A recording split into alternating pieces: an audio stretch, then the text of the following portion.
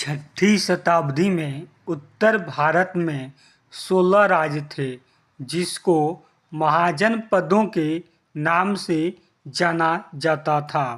इस समय लगभग 4 राज्य अधिक शक्तिशाली माने जाते थे, जो इस प्रकार से हैं: मगध, कौशल, वत्स और अवंती। पटना और गया जिला शाहाबाद का कुछ हिस्सा मगध साम्राज्य का भाग में आता था। आज के तिरहुत प्रमंडल में सबसे प्रबल राज्य लिच्छवी था। इसका राजधानी वैशाली था। काशी जनपद की राजधानी बनारस में था। वर्तमान पूर्वी उत्तर प्रदेश में कौशल जनपद था। इसकी राजधानी श्रावस्ती थी। शक्यों का कपिलवस्तु गणराज्य कौशल जनपद में शामिल था और कपिलवस्तु की राजधानी कपिलवस्तु और लुम्बिनी में था। वत्स जनपद की राजधानी कौशाम्बी तथा उज्जैन और महिष्मती अवंती राज्य के 2 राजधानियां थीं। जरासंध बृहद्रथ का पुत्र था। बिंबिसार मगध की गद्दी पर 544 ईस्वी पूर्व में बैठा था। मगध के सबसे प्रतापी राजा बिंबिसार तथा बिंबिसार का संबंध हर्यक वंश से संबंधित था। बिंबिसार ने अंग राज्य के चंपा बंदरगाह के महत्वपूर्ण स्थान को जीता था। बिंबिसार ने अपने जीवन के अंतिम काल में बौद्ध धर्म ग्रहण कर लिया था। मगध पर 52 वर्षों तक 544 ईस्वी से 492 ईस्वी पूर्व तक शासन किया। अंत में बिंबिसार के पुत्र अजातशत्रु ने उसकी हत्या कर दी और स्वयं मगध की गद्दी पर 492 ईस्वी पूर्व में बैठा। अजातशत्रु का उपनाम कुन्निक था।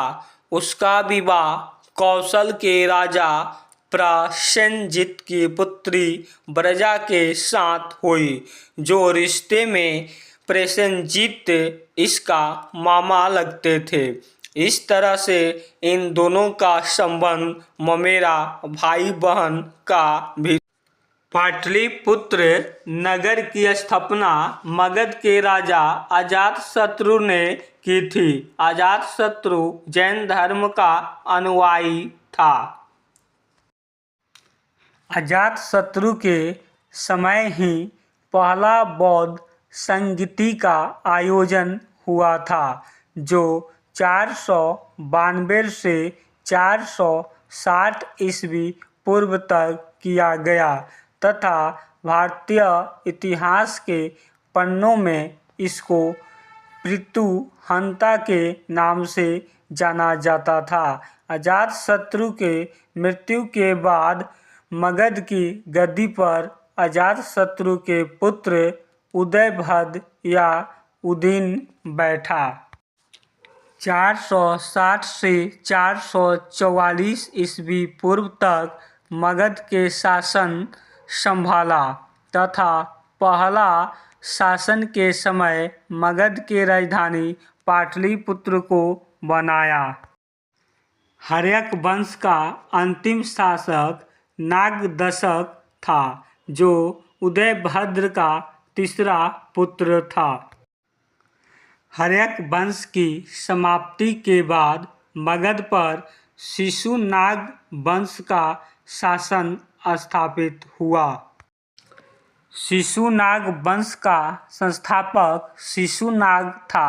उसके बाद इस पद पर कालाशोक या कारकवन बैठा।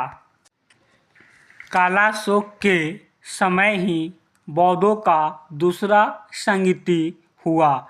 वैशाली में शिशुनाग वंश का अंतिम शासक नंदीवर्धन था। शिशुनाग वंश के समाप्ति के बाद मगध पर नंद वंश का आगमन हुआ, जिसकी स्थापना महापदानंद ने किया तथा नंद वंश अंतिम शासक धनानंद था। जिस समय सिकंदर ने भारत पर आक्रमण किया उस समय मगध पर धनानंद था। मगध राज्य में मसाले एवं कीमती पत्थर दक्षिण भारत से मंगाया जाता था। बिंबिसार के समय मगध राज्य में प्रचुर मात्रा में लोहा मिलता, जिसके कारण ये शक्तिशाली हो गया था।